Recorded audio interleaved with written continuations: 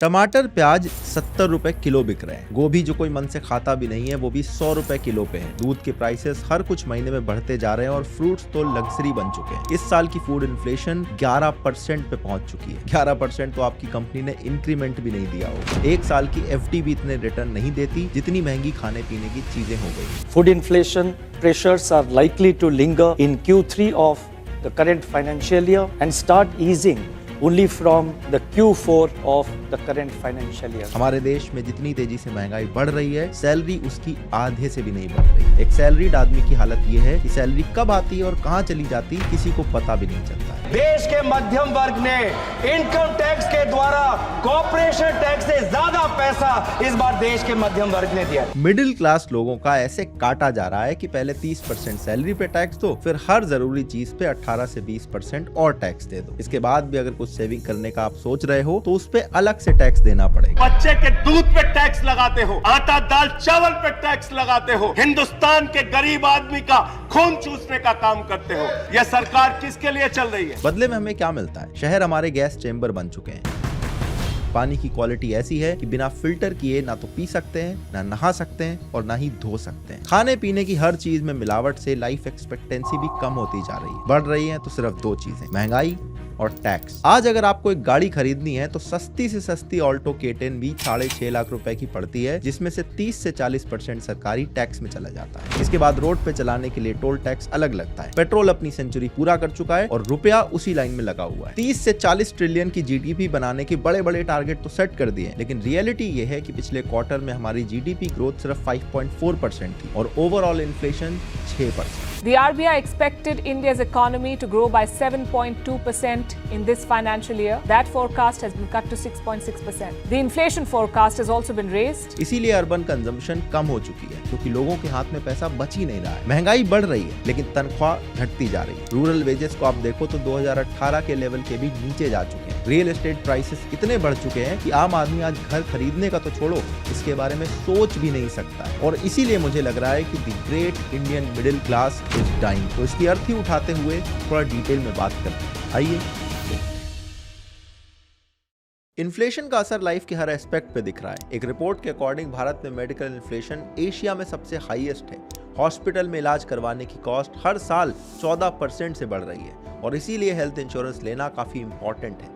भारत में इंश्योरेंस पर भी इन्फ्लेशन रेट तो 15% क्रॉस कर रहा है, इसलिए जितना जल्दी ले लो उतना बढ़िया है। और अपने देश में इंश्योरेंस को लेकर मिस सेलिंग हाईएस्ट लेवल पर पहुंच चुकी है। एजेंट्स थोड़े से प्रॉफिट के लिए आपको कोई भी पॉलिसी चिपका देते हैं। इसकी वजह से 43% पॉलिसी होल्डर्स को क्लेम करने के टाइम पर प्रॉब्लम फेस करनी पड़ती है। अगर किसी इंश्योरेंस वाली वेबसाइट पर नंबर डाल दिया तो दिन रात स्पैम कॉल कर करके लोग दिमाग खराब कर देते हैं। इसीलिए अगर आपको स्पैम और मिस सेलिंग से बचते हुए एक सही इंश्योरेंस लेना है तो मैं अपने पर्सनल एक्सपीरियंस से आपको रेकमेंड करूंगा डिट्टो। यहाँ पर आप फ्री में कितनी भी कंसल्टेशन कॉल्स करके किसी भी इंश्योरेंस पॉलिसी की एक एक डिटेल समझ सकते हो, चाहे आप इंश्योरेंस लो या ना लो। ये कॉल्स आप अपनी मर्जी से शेड्यूल कर सकते हो, कभी भी इनकी तरफ से स्पैम कॉल्स नहीं आते हैं। पिछले कुछ महीनों से मैं अपने लिए एक इंश्योरेंस पॉलिसी ढूंढ रहा था और इनकी वेबसाइट पर काफी आर्टिकल पढ़ने के बाद 2-3 फ्री कंसल्टेशन कॉल ली और फाइनली एक पॉलिसी सेलेक्ट करके इनके थ्रू मैंने परचेज कर ली। इस बीच में मुझे एक भी स्पैम कॉल नहीं आया और पॉलिसी की एक एक डिटेल इन्होंने बड़े अच्छे से समझाई। इनकी वेबसाइट पर अलग अलग इंश्योरेंस प्रोवाइडर्स के हेल्थ और टर्म इंश्योरेंस प्लान्स के साथ साथ बेस्ट पॉलिसी सिलेक्ट करने के लिए काफी सारा एजुकेशनल कंटेंट भी अवेलेबल है। अगर आप इनके थ्रू इंश्योरेंस लेते हो तो डॉक्यूमेंटेशन से लेकर क्लेम सेटलमेंट में आपकी पूरी हेल्प करते हैं। इंश्योरेंस जितनी कम एज में खरीदो उतना प्रीमियम सस्ता पड़ता है। आप भी अपने लिए कोई हेल्थ या टर्म इंश्योरेंस की पॉलिसी देख रहे हो तो एक बार डिस्क्रिप्शन से डिट्टो के लिंक को चेकआउट जरूर करें। सरकार के डेटा के हिसाब से हमारी ओवरऑल इन्फ्लेशन 6.2% है, जो कि आरबीआई के 4 से 6% वाली लिमिट को ब्रीच कर चुकी है, लेकिन फिर भी ये मैनेजेबल है। अब इसका ये मतलब नहीं है कि आपको महंगाई सिर्फ फील हो रही है, क्योंकि रियलिटी ये है कि जो हमारी सबसे ज्यादा जरूरत की चीजें हैं, जिसे अमीर से लेकर गरीब हर आदमी डेली यूज करता है, मतलब सब्जियां, फल फ्रूट, दालें, कुकिंग ऑयल, ये सब महंगे होते जा रहे हैं। खुद सरकार का डेटा कहता है कि ओवरऑल रिटेल इन्फ्लेशन 6.2% है, लेकिन जो फूड इन्फ्लेशन है वो 11% को टच कर चुकी है। सब्जियों के दाम पिछले 5 साल में सबसे हाईएस्ट रेट पर है। पिछले 1 साल में सब्जियां 42% से महंगी हुई हैं। टमाटर प्याज जैसी सब्जी जो हर घर में खाई जाती है वो 70 रुपए किलो पे बिक रही है। हमारे घर में जो खाना बनाने के लिए तेल इस्तेमाल होता है, जैसे सोयाबीन ऑयल, सनफ्लावर ऑयल, इसका 70% हम बाहर से इंपोर्ट करते हैं। अब महाराष्ट्र में इलेक्शन थे और महाराष्ट्र भारत में सोयाबीन का सेकंड लार्जेस्ट प्रोड्यूसर है, इसलिए सरकार ने इन ऑयल्स के इंपोर्ट पर सीधा 20% टैक्स लगा दिया ताकि महाराष्ट्र के फार्मर्स को फायदा हो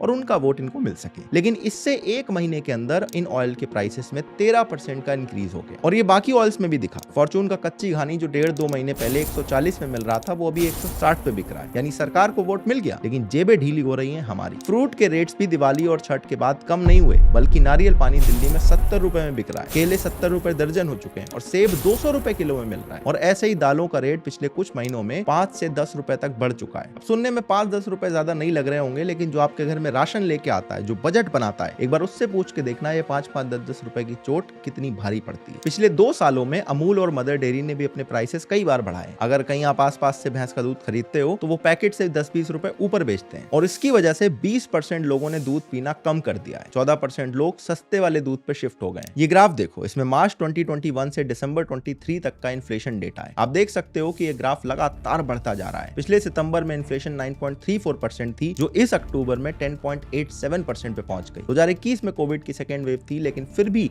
हमारी फूड इन्फ्लेशन काफी कम थी। 2022 में रशिया यूक्रेन वॉर स्टार्ट हुई थी, इसलिए इन्फ्लेशन काफी ऊपर चली गई क्योंकि पेट्रोल प्राइसेस बढ़े, ट्रांसपोर्टेशन की कॉस्ट बढ़ गई और खाने पीने की चीजें महंगी हो गई। लेकिन नोटिस करो कि उस टाइम पर भी इतनी इन्फ्लेशन नहीं थी जितनी आज के टाइम पर है। पेट्रोल डीजल के प्राइसेस जो रशिया यूक्रेन वॉर के टाइम पर पहली बार 100 के पार चले गए थे, वो आज भी मोस्टली उतने ही लेवल पर टिके हैं, जबकि आज भारत रशिया से काफी सारा क्रूड ऑयल लेकर यूरोप में सप्लाई कर रहा है और अच्छे खासे प्रॉफिट बना रहा है। एक कॉमन आदमी की जेब पर ये सारी चीजें बड़ा इंपैक्ट डालती है। एक तो पहले ही बचत इतनी नहीं होती है, ऊपर से खर्चे इतने ज्यादा बढ़ते जा रहे हैं। जब आपके हाथ में पैसा बचेगा ही नहीं तो और चीजों पर खर्च कैसे करो, और उसका नतीजा यह है कि हमारी अर्बन कंजम्पशन का रेट कम होता जा रहा है। हिंदुस्तान यूनिलीवर, डाबर, नेस्ले, ये सारी FMCG कंपनीज बता रही हैं कि अक्टूबर और नवंबर के महीने में उनकी सेल्स काफी नीचे चली गई थी, जबकि ये उसका उल्टा एक्सपेक्ट कर रहे थे क्योंकि दिवाली के सीजन में कंजम्पशन बढ़ता है। इन कंपनीज का कहना है कि फूड इन्फ्लेशन इतनी तेजी से बढ़ रही है, सैलरीज इतनी ज्यादा कम है और रियल एस्टेट की कॉस्ट बढ़ने की वजह से बहुत सारे लोग अपने लोन चुकाने में बिजी हैं, इसलिए उनका कंजम्पशन कम होता जा रहा है। और इसीलिए जो नॉन एसेंशियल आइटम्स है, इसके ऊपर मिडिल क्लास की तरफ से खर्चा नहीं हो रहा है। इनफैक्ट डाइनिंग आउट, फैशन और एंटरटेनमेंट वाले बिजनेस पर इसका सबसे ज्यादा असर देखने को मिला है। अब सोशल मीडिया पे देख के लगता है कि दिलजीत की टिकट लोग 30,000 में खरीद ले रहे हैं, कोल्ड प्ले के शो के टिकट लाख रुपए में बिक रहे हैं, लेकिन वो एक बहुत छोटी सी आबादी है पूरे देश के अंदर। जो लार्जर मिडिल क्लास है वो सफर कर रहा है और इनकी सेविंग कम होने की वजह से स्पेंडिंग भी कम होती है और मार्केट में डिमांड कम हो जाती है, इसलिए मैन्युफैक्चरिंग भी कम हो जाती है। इसीलिए इस साल मैन्युफैक्चरिंग अपने 11 मंथ के लो पर पहुंच चुकी है,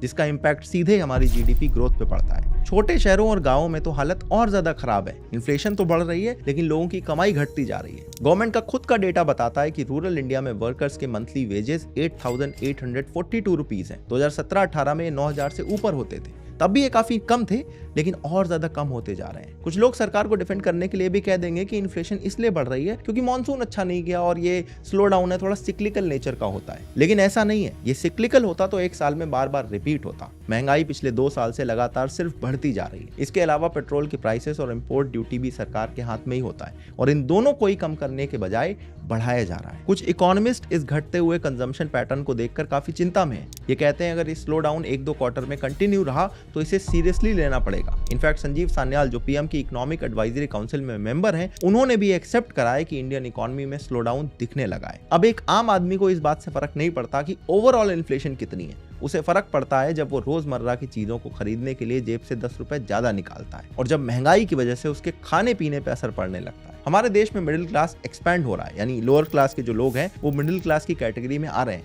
लेकिन जो मिडिल क्लास है वो अपर क्लास में नहीं जा पा रहे। और ऐसा सिर्फ फूड इन्फ्लेशन की वजह से नहीं हो रहा है, बल्कि इसमें कई सारे और भी फैक्टर्स आते हैं, जिसमें सबसे मेजर बात है टैक्सेस की। सरकार ने टैक्स सिस्टम को सिंप्लीफाई करने के लिए GST इंट्रोड्यूस किया था, लेकिन आज हालत यह है कि हेल्थ इंश्योरेंस और एयर प्यूरीफायर जैसी एसेंशियल चीजों पर भी हमें 18% GST देना पड़ता है। जब पूरे हवा में पॉल्यूशन का जहर सरकार कम नहीं कर पा रही है तो एयर प्यूरीफायर में GST तो घटा ही सकती है। उसके अलावा नॉर्दर्न भारत में 3 महीनों को छोड़कर पूरे साल गर्मी रहती है, उमस रहती है, टेम्परेचर 50 डिग्री के पार चला जाता है, लेकिन फिर भी AC को एक लग्जरी आइटम कंसीडर किया जाता है और इस पे सरकार 28% GST ले रही है। आज के टाइम में कारें इतनी महंगी हो गई हैं कि अगर CNG वाली ऑल्टो भी आप लेने गए तो 6-6.5 लाख रुपए की पड़ती है, क्योंकि कंपनी इसको 30% इस पे टैक्स देना पड़ता है। और ये तो सबसे छोटे साइज की कार्स की बात है। मिड साइज की कार भारत में फिलहाल सबसे ज्यादा बिकती हैं और उनमें कंपनीज को 43% टैक्स देना पड़ता है। और कंपनी अपनी जेब से टैक्स नहीं देती, वो आपसे ही वसूल करती है। और इसीलिए आज के टाइम पर हर एक सेगमेंट की कार को बेचने में कंपनीज स्ट्रगल कर रही हैं। इनके पास कार का स्टॉक बढ़ता जा रहा है